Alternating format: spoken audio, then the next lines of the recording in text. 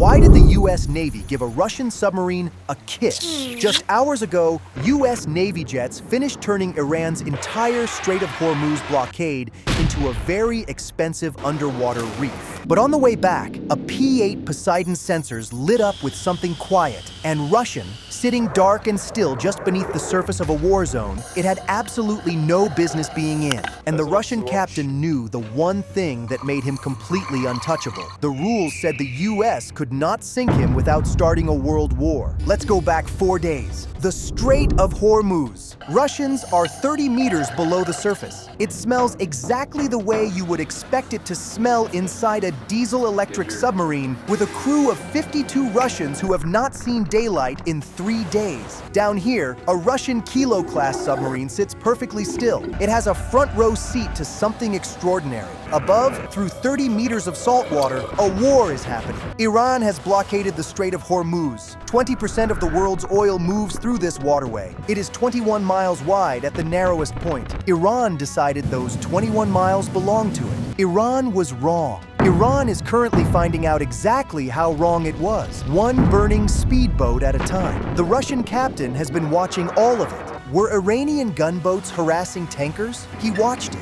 Were Iranian drones spiraling across the sky like angry bees? He watched it. Were Iranian Revolutionary Guard commanders giving dramatic speeches about how they will never allow a single liter of oil to reach America's allies? He watched that too. He even watched the part when the U.S. Navy showed up and started disagreeing with them at high velocity. He was taking notes. He noted ship movements. He noted U.S. carrier group patrol patterns. He noted tanker schedules. He noted radar coverage gaps. All of it goes directly back to Tehran in real time. He is the eye that Iran officially does not have. He is about to have the worst week of his entire naval career for putting U.S. troops in harm's way. Here is what the Russian captain believes. He believes his Kilo-class submarine is invisible. NATO gave it a nickname. They call it the Black Hole. This is not because it destroys everything nearby, although that would be a great reason. It is because when this submarine runs on battery power, it is nearly acoustically silent. It is almost impossible to hear.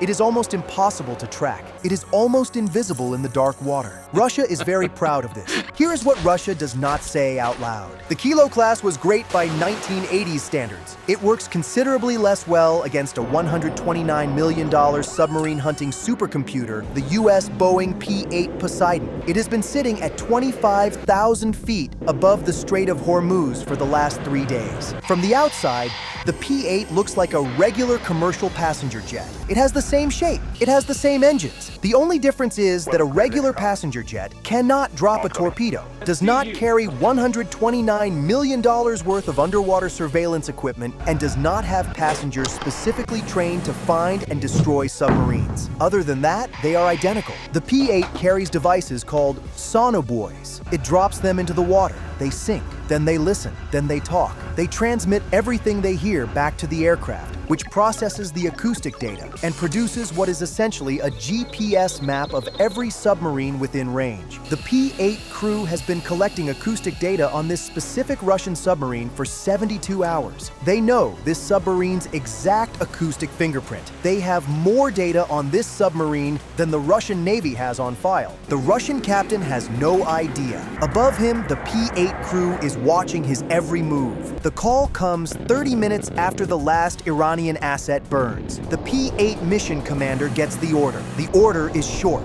The order is clean. Deal with the Russian submarine, but do not start a world war. He reads it twice. Then he picks up the intercom. The pilot banks the P-8 toward the last known position of the Russian sub. He descends to a lower patrol altitude. He lines up directly over the contact point. He tells the sensor operator what he wants. He asks for one sonobuoy. The P-8 crosses directly overhead at 500 feet. The buoy drops. Here is something they do not teach you in school. Sound moves through water approximately 5 times faster than it moves through air. This matters because inside a submarine, there is no warning before a sonobuoy hits the water above you. There is no radar alert. There is no time to brace. There is just silence. And then there is the sound. Imagine a church bell. Now imagine someone hits that church bell with another church bell. You are standing directly underneath it. That is approximately what a close sonobuoy impact sounds like inside a submarine. Every man on that boat feels it in his teeth before he hears it with his ears. His hands are shaking.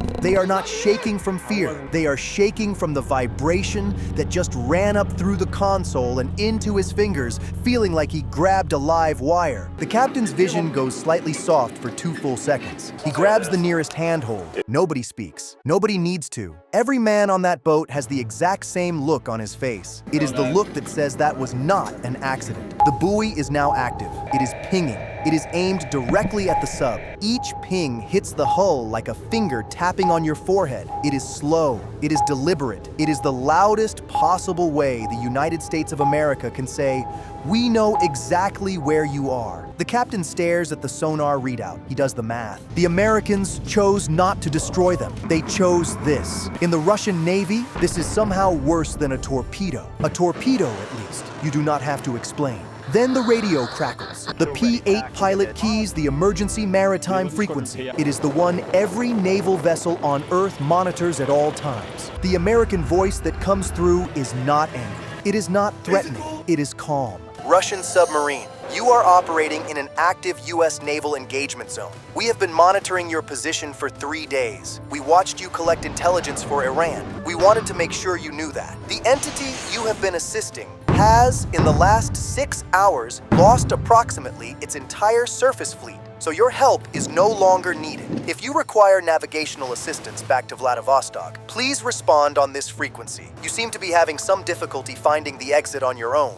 That is the entire transmission. There is no weapons lock warning, no ultimatum. It is just the most devastating piece of flex in the history of naval warfare. Inside the submarine, nobody speaks. The captain is holding the radio handset. He does not respond. He has been in the Russian Navy for 23 years. He has trained for many scenarios. This exact scenario is not in the manual. The manual assumes you either remain hidden or get destroyed. He puts the handset down. He orders an emergency blow. Every ballast tank opens simultaneously. Compressed air floods the tanks. He calls for sprint speed. The Kilo class, the black hole, the ghost of the Strait of Hormuz, runs. She runs like she just heard the smoke alarm go off. The propeller churns at maximum RPM. The hull vibrates. Every passive system on that submarine is now screaming acoustic data back to the P-8 above. The sensor operator calls out from the back of the aircraft. Contact is hauling, 16 knots, heading southeast. Somebody on that aircraft laughs. The P-8 follows the thermal wake for 14 minutes. They do this just to make sure the Russian captain knows they are still there. The next time a Russian submarine wants to sit quietly in America's business, it will remember the day the Americans called it to ask if it needed directions to get the F out of U.S. business. That is what happens when the USA kisses you with a buoy,